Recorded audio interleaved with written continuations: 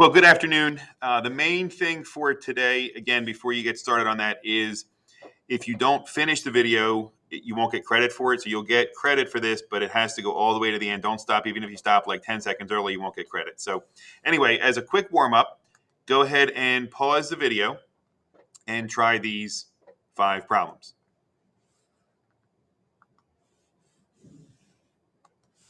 So I'll move these out of the way. So we need to understand the difference with letters between adding and multiplying and what happens with exponents and so forth. So if you have x plus x, that's really 1x plus 1x gives you 2x. 1x squared plus 1x squared gives you 2x squared, not x to the fourth. If you have an iPhone 2, could you imagine, plus another iPhone 2, it doesn't give you an iPhone 4. It gives you 2 iPhone 2s. Now here we have 1x times 1x. That's the definition of x squared. So x squared means you have x times x. So multiplying gives you x squared, adding gives you 2x. We do want you to be able to do basic arithmetic with negative numbers with decimals without a calculator. So I know this answer is going to be negative. So before I do anything, I know my answer is negative. I have to start by subtracting the bigger number minus the smaller. Since I have opposite signs, this one's positive, this one's negative, my answer is found by subtracting. So it's 17.1 minus 12.9. If you set it up and you do 12.9 minus 17.1 and you get like negative 5.8, that's not the right answer. So I have to borrow here, bring down the decimal point, and you get 2, 4. But I know, again, in the beginning, we said our answer we knew had to be negative. This is the same as negative 15 plus 9.4. Subtracting a negative is the same as plus. Same thing here. I know my answer is going to be positive, and I have to set it up. Oh, that's a 15. Sorry, not positive. That's a 15 out of 5. So I know my answer is negative because my larger value is the negative one. So I'm going to set it up 15.0. Again, bigger minus the smaller, minus the 9.4. I'll borrow from the 15, make it 14. Again, bring down the decimal point, gives me 6 and 5. So my answer is negative 5.6. So if you take out your properties from last night, I'm hoping you were confident with this. You really just had to copy down the examples that they had. If I go too quickly here, you can just pause. But the transitive property basically says if Johnny is the same age as Susie, and Susie is the same age as Charlie, then Johnny's the same age as Charlie. Or let me use the same letter. So Albert's the same age as Bob. Bob's the same age as Charlie. Then Albert's the same age as Charlie. That's basically what the transitive property says. Identity, when you see that word, think to yourself, how can I get the identical number? Well, if you add 0, you get the identical number you started with. We all know really, really well with arithmetic, but with algebra, make sure you never stop with a plus 0. That has to give you what you started with also.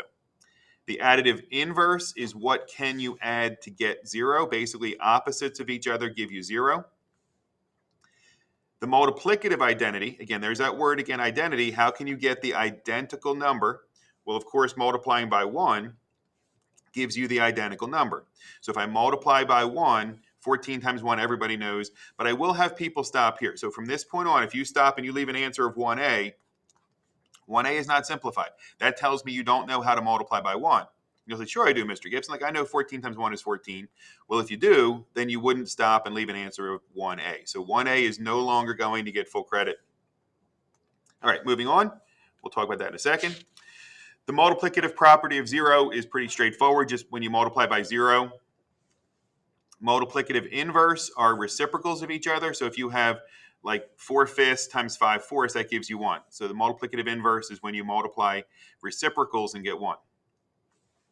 So you can always follow the order of operations, but sometimes I don't have to follow them. And that's what the commutative and the associative properties do for us.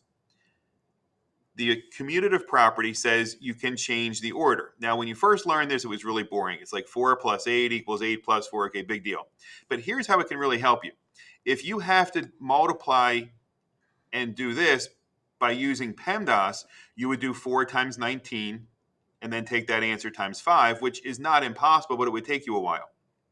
But if you understand the commutative property of multiplication, says if it's all multiplication, you can switch the order.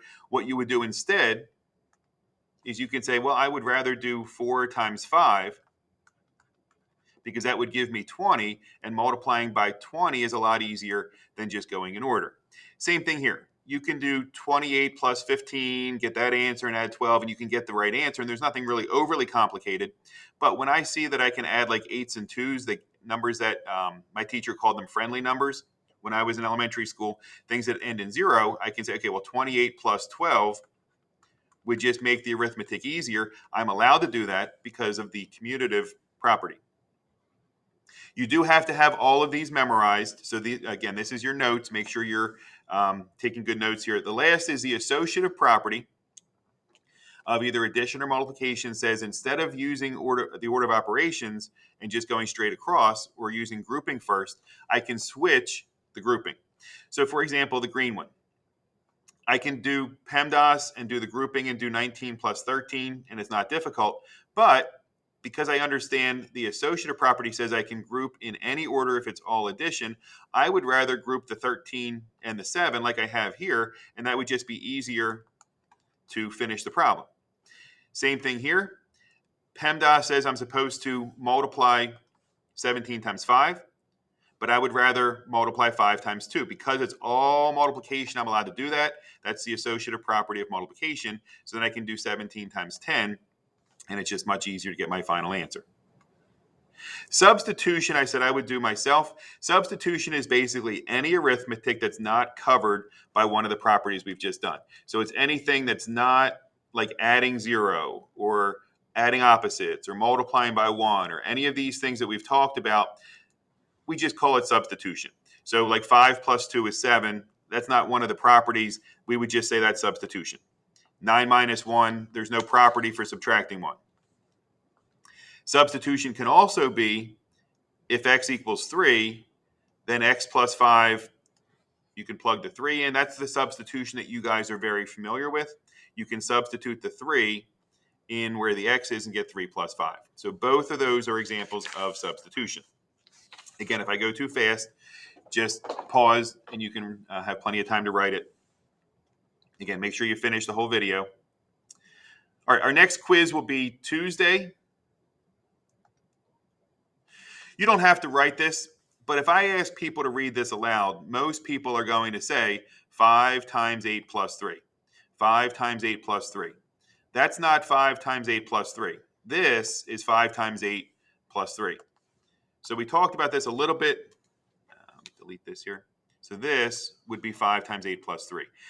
This, if I just read it, again, I'm not asking you to simplify it or evaluate. I'm just saying how would you read it? It would be 5 times the quantity. Let me delete this. Of 8 plus 3. So you do need to be able to read the correct way so that people understand that you want to include parentheses. All right, what we're going to talk about today, if you just take out your notebook, is fairly straightforward. It's called the distributive property. We're getting into this. We're going to take 2 days. We're going to do some easy problems today, and then some more with the distributive property tomorrow. So go ahead and write that down. Take notes just as if I was in front of you. You're not just watching, you're writing as well. So the distributive property. All right. So if you write these 4 down, again, if I go too fast, just pause. So just a quick review. If I have 3 apples plus 2 apples, it gives me 5 apples. Really easy stuff. If I have 3 apples plus 2 bananas, I can't make it 5 apple bananas.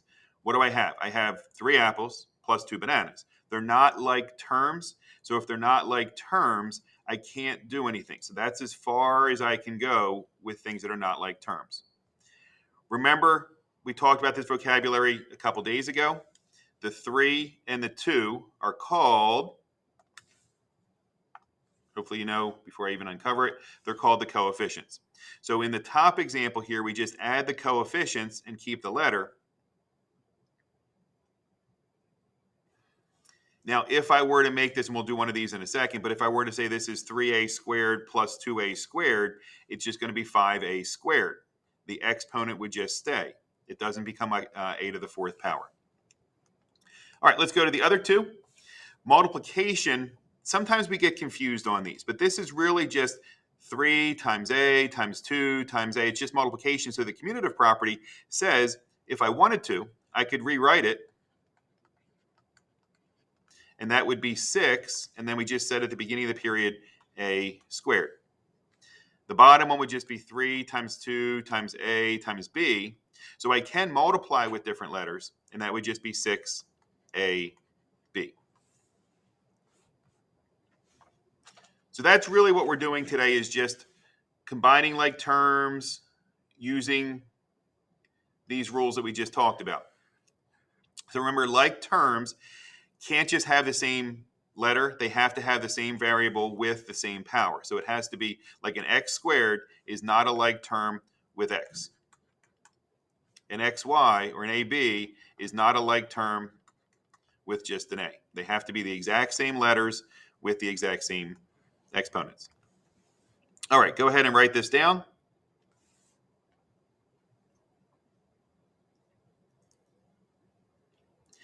Simplify, we said, means do as much as you can.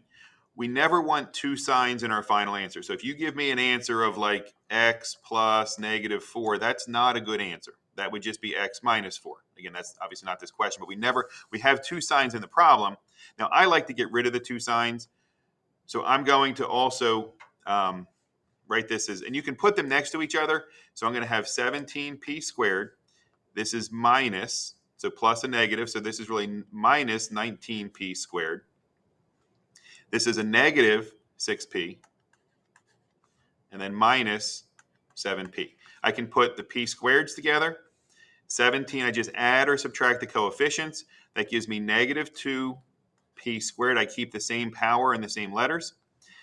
This is not 6 minus 7. It's negative 6. The sign in front is definitely part of it. So this whole thing is together. So then if I keep going, that would be minus 13p. The order doesn't matter as long as your signs in front are the same.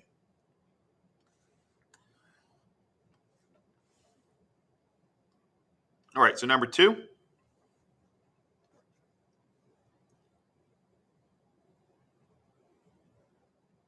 Hopefully a pretty easy one at this point. If I add them or subtract them, they're like terms. This would just give me negative 20y cubed. Again, not y to the 6th power. When I add or subtract, the exponents of the like terms stay the same. Number 3.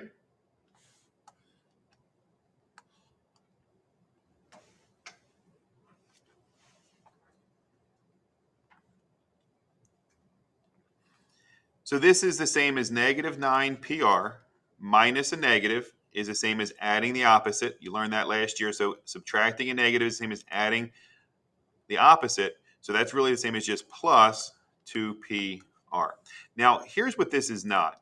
Like if I have 3xy plus 4xy, I'll have people think that the 3 is for the x and the 4 is for the x, and they get 7x, and then they think there's a 1 for the y and a 1 for the y. They'll do bizarro stuff like this. It's not 7x2y.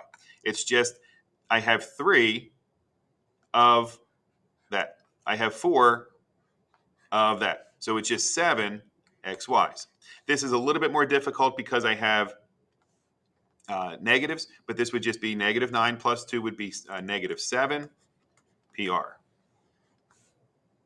Again, you don't have to write all this, but if I have AB plus AB, it's just 2AB.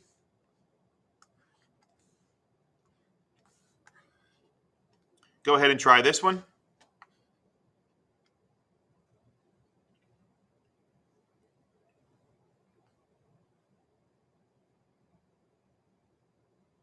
Again, just pause the video if you're not finished. You don't have to write them next to each other. Like on number 1, I wrote the 17p squared and the negative and the minus 19p squared next to each other. You don't have to do that.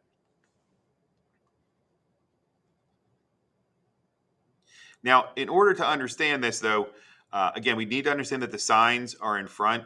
And I know we talked about this before, but like if I have x minus 9, and I say, is that a subtraction or a negative? I say yes, because it's both. Well, Mr. Gibson, it looks like a minus sign, like you would read x minus 9. But if you switch the order, this is the same as a negative 9 plus x. So the sign in front is, yes, it's subtraction, but it also means that that 9 is negative. So really what I have here is negative 11 plus 18 gives me 7. So I'm combining these three because they're all like terms. Negative 11 plus 18 gives me 7. 7 minus 8 gives me negative 1x squared minus 7x. And I'm going to have people put that on the test, and I'm going to take a little bit. You'll get some credit, but not full credit. Remember, we just talked about the identity property of multiplication, and we all know that 1 times 10 is 10. But we forget that we have to do the same thing with letters. So any variable times 1, you don't need the 1. So this is just negative x squared minus 7x, and that would be your final answer. Again, the order doesn't matter. Like here, both of these would be acceptable. If you switch the order here, that's perfectly fine as well. All right, the last couple.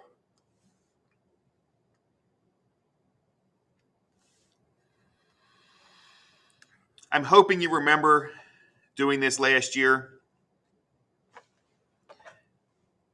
So this is just a negative in front of a grouping. This is technically read the opposite of everything in here. This is the opposite of the quantity of m plus 5. Probably what most of your teachers taught you with this was to distribute a negative 1. So this is really the same as negative 1 times m plus 5. So a negative 1 times a positive m gives me a negative 1m, but I don't want to write that 1. And then a negative 1 times positive 5 just gives me minus 5. They're not like terms, so that's all I can do.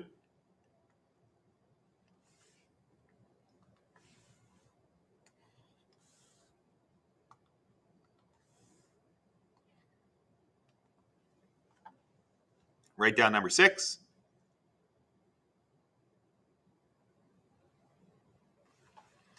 So if I read this, it's negative 11 minus the quantity of w minus 8. But really what this means is negative 11 minus 1 times the quantity of w minus 8. So I'm going to distribute the negative 1.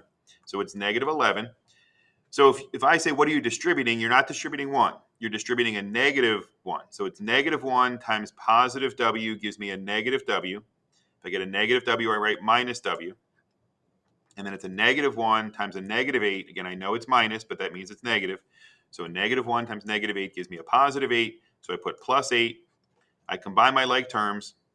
Negative 11 plus 8 gives me negative 3 minus w. And that's my final answer.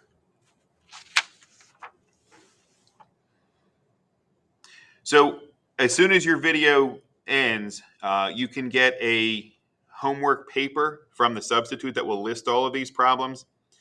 So your homework are these problems. Instead of having to write them, like I said, just see the substitute for a copy of this. Let this video go till the very end, and then you'll get credit for watching the video. If you don't let it go to the end, you won't get credit. Again, as always, check online for the even answers. Have a great day.